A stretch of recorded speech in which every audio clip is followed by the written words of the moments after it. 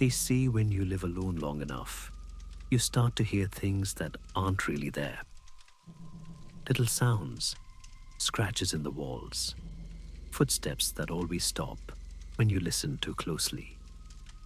You tell yourself, it's the house settling the wind, your imagination, anything but what it really might be. Tonight's story is about a man who thought the same thing. After his divorce, he found comfort in the loyal company of his dog. Until one night, that loyalty showed up on the wrong side of the door. This is the story of the dog at my door. And if you've ever had a pet that watches the window a little too long or growls at nothing, you might want to keep them close tonight. Now, let's begin. I've always been a dog person. There's something about the way they're just there for you. No judgment, no expectations, just a heartbeat that stays close when the world decides it's had enough of you.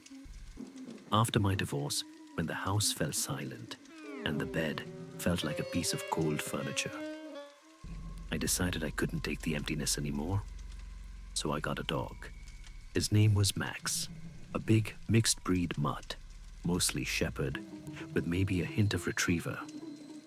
He had those amber eyes that always seemed to ask if you were okay. And somehow, that question alone was enough to get me through the worst days. We moved into a small house on the edge of town. Not completely isolated, but far enough from the city that the nights were dead quiet. There's a stillness you notice when you've been alone too long, the kind that starts to sound like someone else, breathing when it's only you. But Max filled that silence. We had our routine morning walks through the field, long evenings, watching TV with his head resting on my knee, late nights, checking the locks before bed. It wasn't much of a life, but it was steady, and steady felt safe. Or at least, it used to.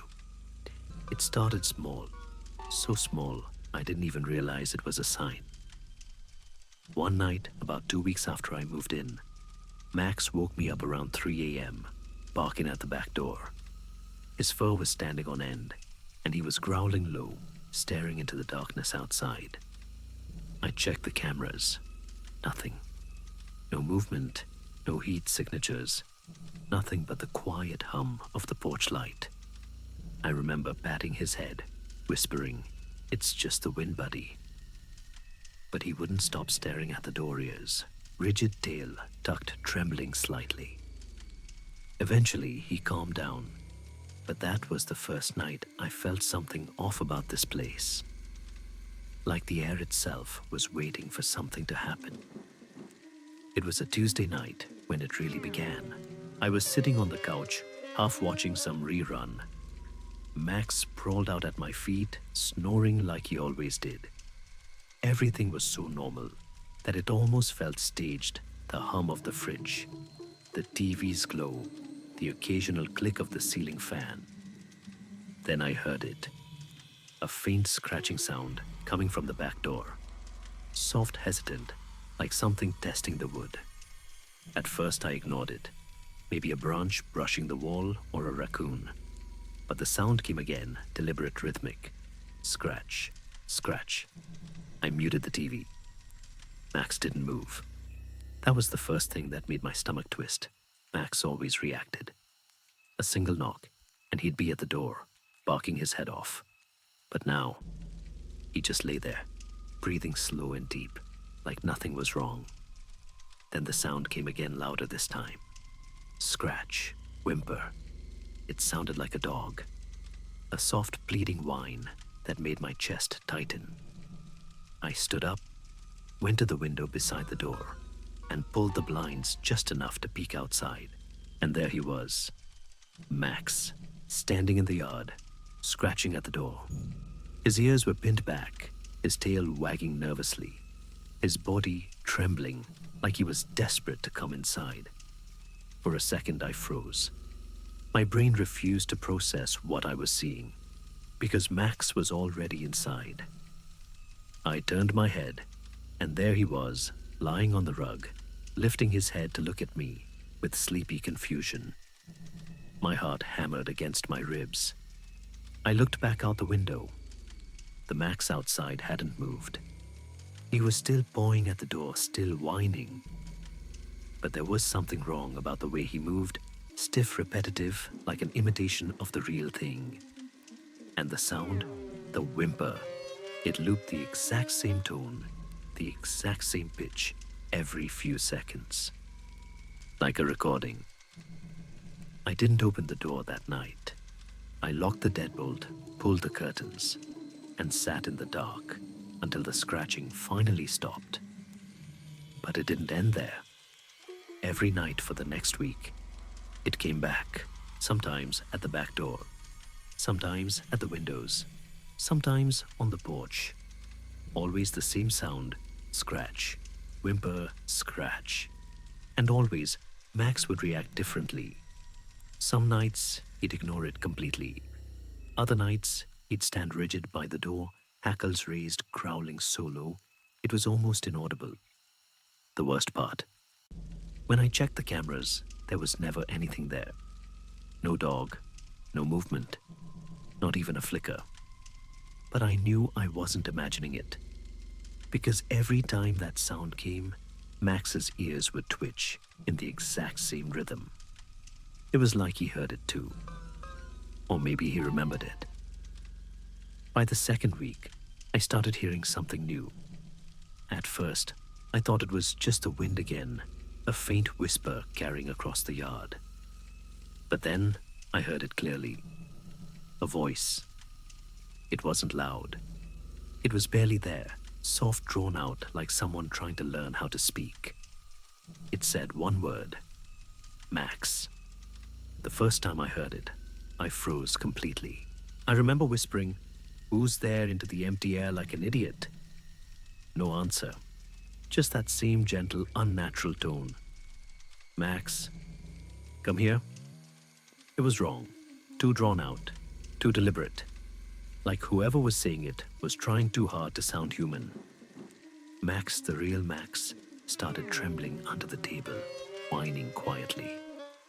He wouldn't go near the door, wouldn't even look at it. I checked the cameras again, desperate shaking, and what I saw nearly made me drop my laptop. At first, there was nothing but static. Then, for a single frame, I saw something standing at the edge of the yard, a dog-shaped blur, staring directly at the camera. I rewound the footage. This time, the figure was closer. Rewound again. Now it was at the porch steps. The timestamp hadn't changed. All three images existed in the same second of footage. And in the last one, its eyes weren't glowing. They were empty. Just two hollow voids reflecting nothing. I thought I could get used to the fear, that if it happened enough, it would lose its power. But I was wrong. One night, I think it was a Thursday, I woke up to silence. That kind of silence that hurts your ears. Max wasn't in his bed. His collar lay on the floor beside it. Then I heard it again, the whimpering. But this time, it was inside the house. It moved room to room, as if something was circling me from the walls. I grabbed a flashlight and stepped into the hallway. My mouth was so dry, I couldn't even swallow. When I reached the living room, the beam of light caught them too. Max's standing side by side in the middle of the room. Identical. Every patch of fur, every mark on the muzzle, the same. For a second, I thought my mind had finally snapped. But they were both real. I could hear them breathing. Then one of them growled. A deep guttural sound that vibrated through the floor. Something no real dog could make. Its mouth twisted open wider than it should have. And from that darkness came a voice. A voice that sounded like me. Let me in. My flashlight shook so hard, the beam jittered across the walls. The other Max, the real one, pressed himself to the ground, whimpering. The thing wearing his shape tilted its head, its mouth curling upward, just slightly, like it was trying to smile. Then it laughed. That sound, that laugh, I'll never forget it. It wasn't loud, but it went through me, like ice water echoing from every wall. I backed away, stumbling toward the guest room, slammed the door locked. It pushed a chair under the handle. The growling outside stopped. Then came the scratching. Scratch, scratch, scratch. Right at the bottom of the door. It stayed there all night. When I finally opened the door, sunlight was spilling through the windows. Everything was quiet again. Too quiet. The living room was empty. Both Maxes were gone. At first I thought maybe I'd dreamed the whole thing, that my mind had finally broken from the isolation. But then I saw the walls. Deep claw marks etched into the wood, fur caught in the splinters, and blood. Not much, just a few dark smears leading to the back door. I never saw Max again. Not a single trace. No sound, no paw prints, nothing. I told myself he ran off, that he'd found a way out. But sometimes I wake up thinking I can hear him breathing beside my bed, just for a moment, before I remember that he's gone. Weeks passed before I decided to get another dog. I thought maybe it would help fill the emptiness again, make the house feel alive. Her name was Bella, a small lab mix, sweet, gentle, the kind of dog that flinches if you raise your voice. She took to the house right away, slept in Max's old bed, followed me everywhere. For a while, I felt okay again. Then last night it happened. I was sitting on the couch. Bella was curled up at my feet. The TV played quietly, just like old times. And then from the back door came that sound. Scratch. Bella's head shot up, ears twitching. She let out a low, uncertain whine, staring at the door like she'd seen something I couldn't. The scratching came again, slower this time. Scratch, pause, scratch. My throat went dry. I wanted to check the cameras, but I couldn't move. Bella whimpered softly, pressing against my leg, trembling. I whispered her name. She didn't look away from the door, and that's when I heard it faint from outside, carried through the still air. A voice. It said my name. Not hers. Mine. Dragged out, warped wrong, but mine. I didn't go to the door. I didn't look. I just sat there frozen, listening to Bella's quiet whimpers as the scratching continued. I don't know what it wants, but I know one thing for sure. It's not done with me. If you're still listening, remember some things that mimic the familiar. Do it for a reason.